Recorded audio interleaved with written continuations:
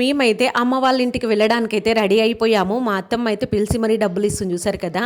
వద్దు అనేసి నేనైతే అంటున్నాను. ఇంకా మేము ఎందుకు వెళ్తున్నాం అనేది నెక్స్ట్ వీడియోలో చెప్తాను. కాకపోతే ఇవాళ ఏంటి వీడియో అనేది కూడా చూడండి. యాక్చువల్గా బస్కి వెళ్దాం అనుకున్నాము, కానీ ఇంకా డాడీ అక్కడికే వచ్చాడు. ఎలాగో అంటే 10-15 నిమిషాలు టైం తీసుకుంటుంది అంతే. ఇంకా అత్తమ్మ వాళ్ళకి అమ్మ వాళ్ళకి డిస్టెన్స్ మాకు ఎక్కువ టైం తీసుకోదు. ఇంకా ఏ చిన్న ఫంక్షన్ అయినా మేము అటెండ్ కావాల్సింది, ఎందుకంటే దగ్గర ఉన్నాం కదా. కాదు లేదు రాదు అనేటి అయితే ఇంకా వర్డ్స్ రావు అన్నమాట. ఏ చిన్న పండగ అయినా ఇంకా వెళ్ళాల్సిందే.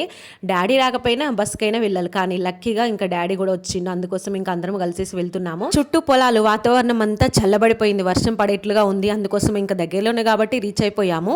వెళ్ళగానే ఇంకా మా పిల్లలు అయితే మంచిగా ఆడుకుంటున్నారు. అమ్మమ్మ వాళ్ళ ఇల్లు అంటే అంతే కదా. మేము వెళ్ళి అక్కడ కూర్చున్నామో లేదో ఇంకా మామయ్య వాళ్ళ కూతురు అయితే వచ్చేసింది చూసారు కదా, ఇక్కడ తినే అన్నమాట.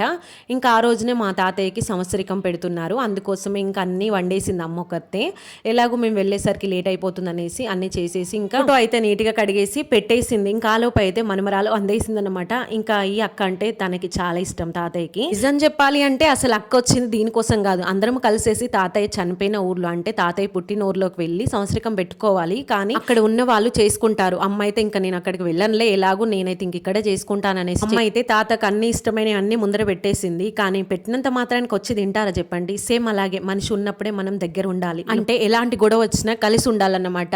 నువ్వు చెప్పింది బాగానే ఉంది, కానీ ఈ రోజుల్లో ఎవరు ఉంటున్నారు చెప్పండి అని అనుకోవచ్చు. నిజమే, నేను చెప్పింది కూడా నిజం, మీరు అనుకునేది కూడా నిజమే. ఉన్నప్పుడు అందరూ కలిసి ఉండాలి అని అనుకుంటారు, కానీ అది జరగదు. వాళ్ళు పోయిన తర్వాత కలిసి ఉంటే ఆత్మశాంతి ఇస్తుంది అంటారు. అది నిజమేనా చెప్పండి? వాళ్ళు వచ్చి చూస్తారు మనం కలిసి ఉండేది లేనిది, ఆత్మశాంతి ఇస్తుంది అంటారు. ఆత్మ శాంతించడం అంటే ఏంటి?